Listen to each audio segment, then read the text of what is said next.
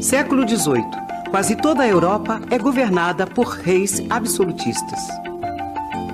O absolutismo real tinha aparecido como resultado de uma aliança entre a burguesia e a monarquia contra as arbitrariedades dos senhores feudais.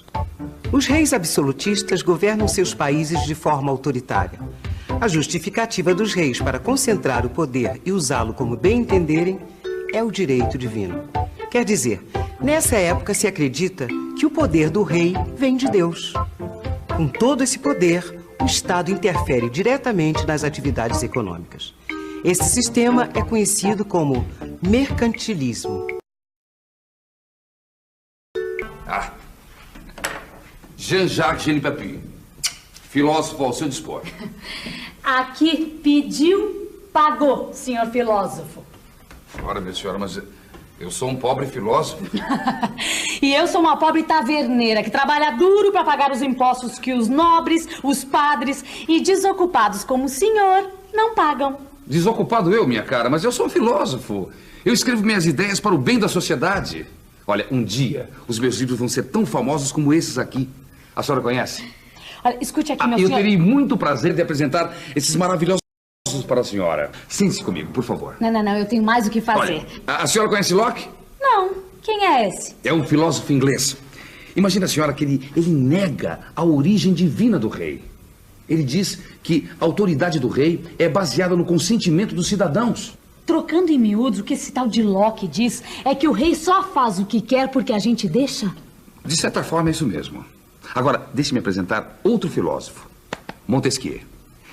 Esse maravilhoso filósofo diz que o governo deve ser dividido em 3 poderes: legislativo, executivo e judiciário. Peraí. Você está querendo me dizer que esse tal de Montesquieu sugere que o rei não faça ele mesmo as leis? Exatamente. Ele diz que as leis devem ser feitas por um poder à parte e reguladas por um outro poder. Olha que interessante. E o que mais o senhor tem aí? Voltaire. Esse é muito inteligente, muito divertido. Ele ridiculariza o absolutismo e é inimigo da igreja. E o meu favorito, Rousseau. E esse fala o quê? Segundo ele, as leis devem ser uma expressão da vontade do povo.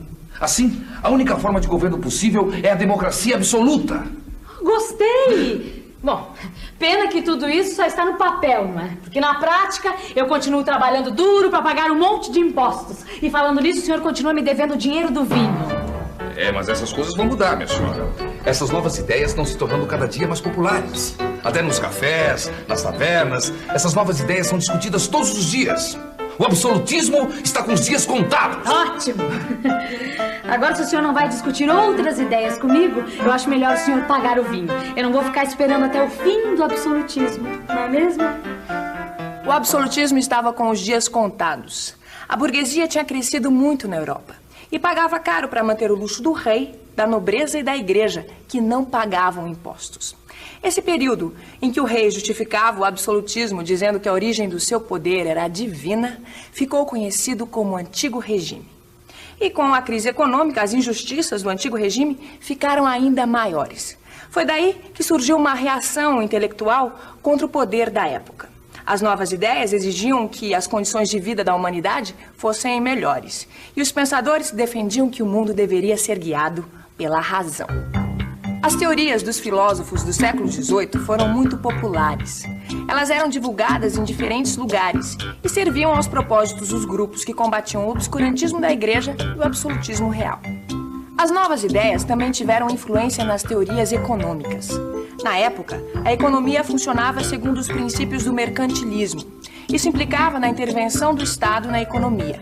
Em oposição a esse sistema, surgiram os economistas. Eles diziam que a riqueza dependia da liberdade econômica. Entre esses novos teóricos da economia estava o escocês Adam Smith. Ele foi um dos principais pensadores do liberalismo.